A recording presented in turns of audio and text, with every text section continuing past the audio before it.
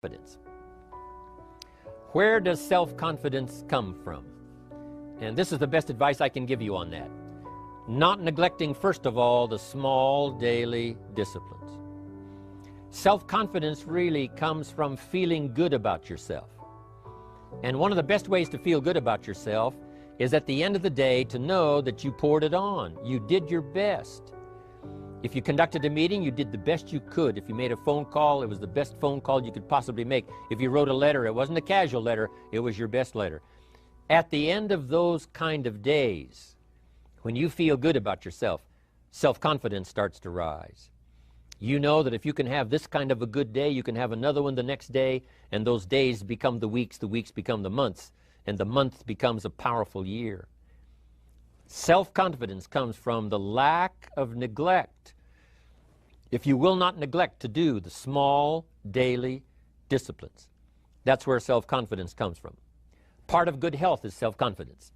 I know I'm going to be healthy. I take the Herbalife products. I eat the apple a day. I walk around the block. I do the jogging on the beach.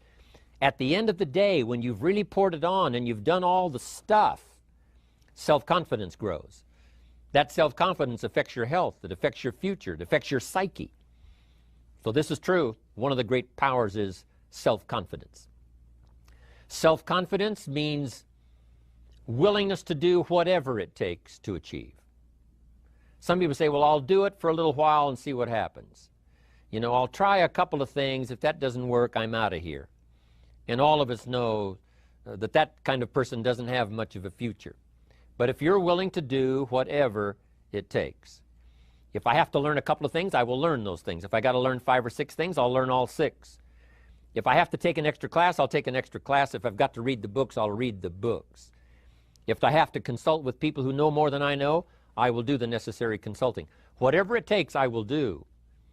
That starts to develop unbelievable self-confidence.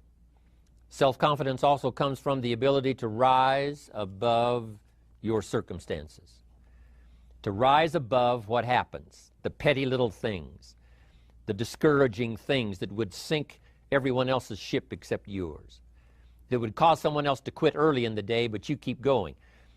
That kind of willingness to overcome all circumstances, whether it's the little challenges or the big challenges. If you're willing to do that, I promise you, this kind of power will work for you, and in you, the variable, it'll make a difference.